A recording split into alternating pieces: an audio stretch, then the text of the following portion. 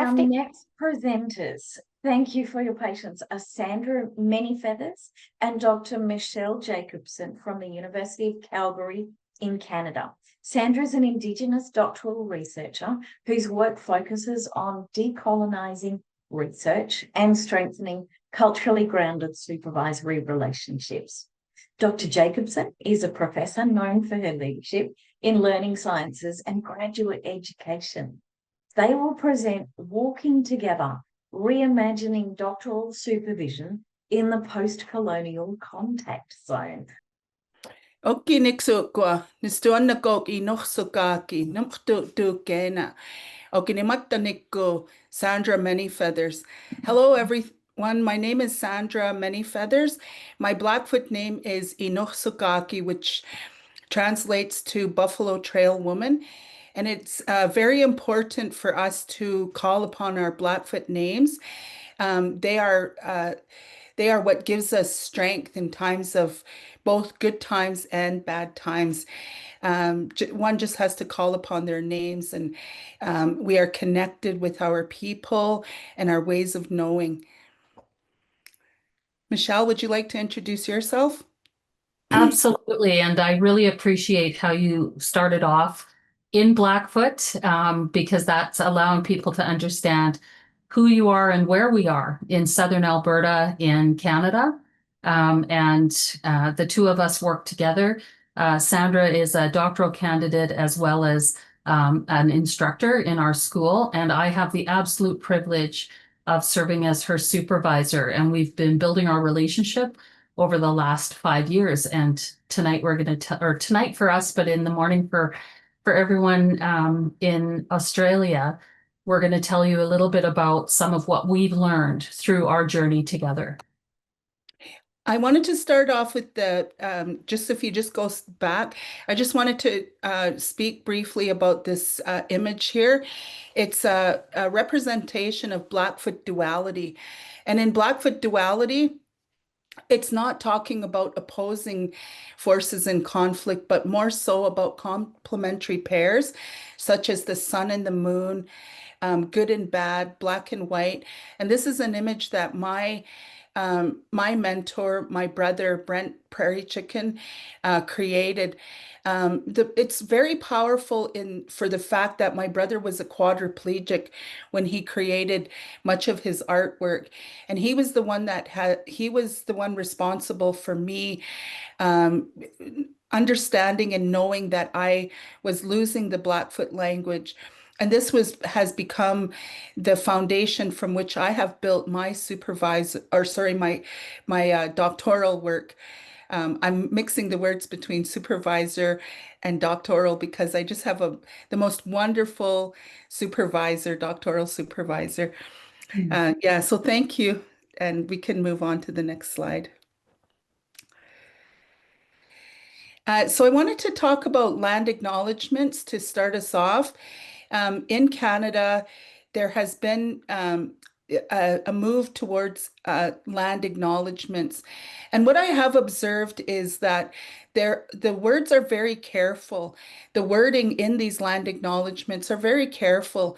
The word traditional is used a lot. So they will say that we are on the traditional lands of the Blackfoot people. And then shortly after these land acknowledgements are done, it's business as usual, which doesn't necessarily have anything to do with Indigenous cause. It's just the business at hand in terms of what the institution is doing or what the corporation is doing. But they are moved towards these land acknowledgements. But as Indigenous people, when we talk about land acknowledgement, it is we speak about it as though the land is a living being. And so we give that respect that is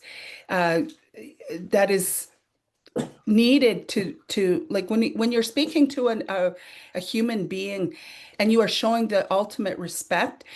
This is how I believe you should be speaking about the land as a living entity, but it's not always being done.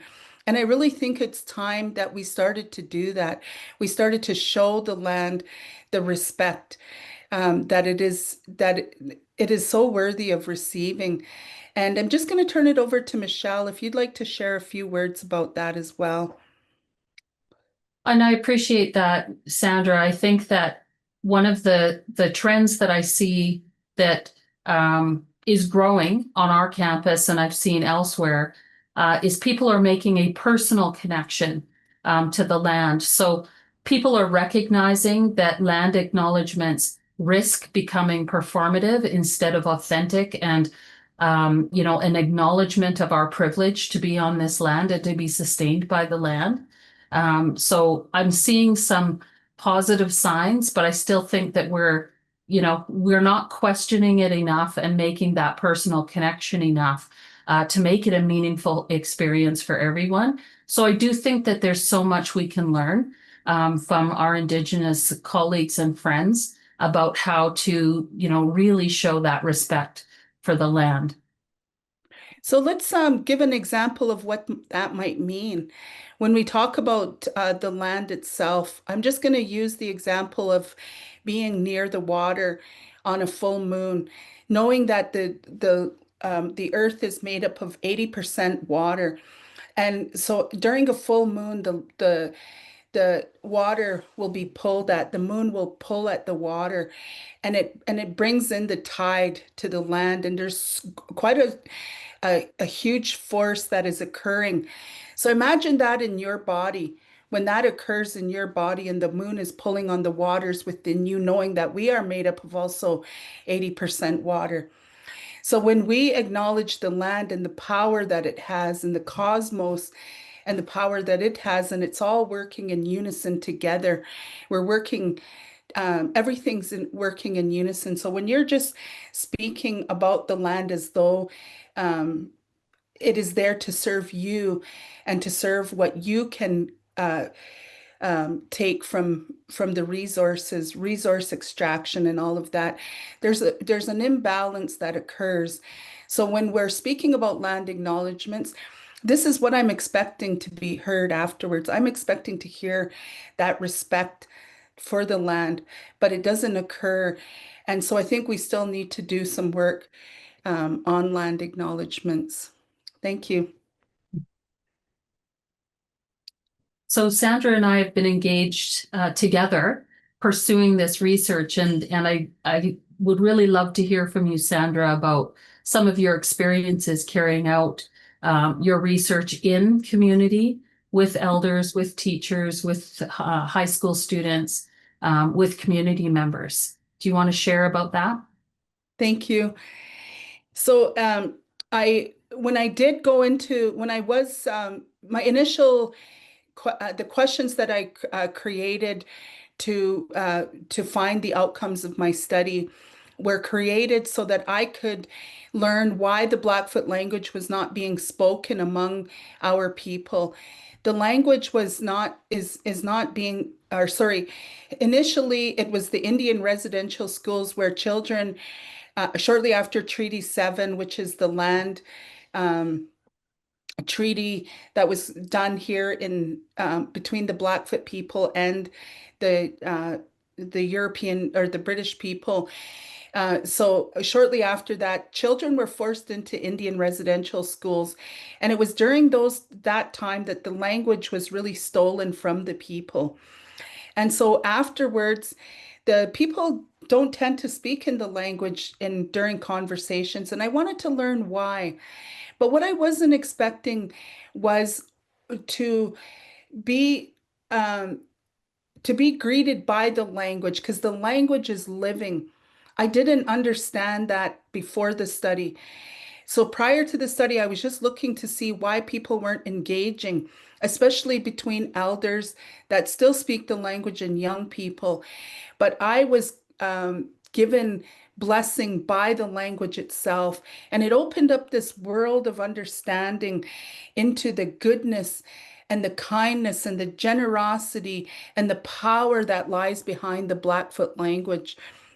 And so when I started to engage in conversations, I had four stakeholders. So they were fluent speakers, they were people that were learning, the teachers themselves, and the community members, because I have this idea to create content after the findings. I'm going be creating this whole curriculum that not only the Blackfoot people can follow, but Indigenous people around the world could follow, because we are all in this work together.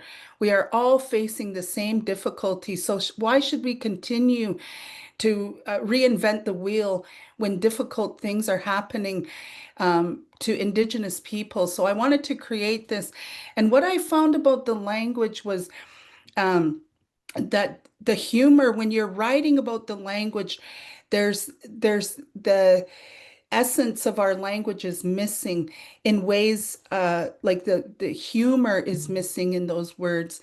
The humor and the nuances, the way that you would greet an older person would greet a younger person, those or otherwise a man and a woman would speak to one another. All these different things were occurring. But because I brought my brother, who's fluent in the language, into many of those conversations, when I was doing the data and I was writing about what was occurring, laughter was something that was consistent. The word laughter kept coming up, and it was just so beautiful. And the language began to nourish me. And the more it nurtured me and the more the language loved me and showed me its power, I then wanted to give that to the younger people. And I understood that the language and the foundation from which Blackfoot ways of knowing and Indigenous ways of knowing can heal our people who are very sick because of the colonization and the difficulties that are tied with that. I started to see that, and it opened up a whole new world for me. And I want to extend that to others. And the beautiful thing is that I have a doctoral supervisor who stands behind me every step of the way. She doesn't come at me in a way that is linear. Like I'm not a linear thinker. I work hard not to be a linear thinker. And she supports me every step of the way. And so we've just created this beautiful relationship together. And it's a 50-50 relationship where it's not all me, it's not all her. We're working together to make this an authentic piece of work. And so I just love that about her and I and the work that we do. The key to that for me is to listen and visit with my elders. And that's the key in these words that you probably will have a very difficult time saying. And then it's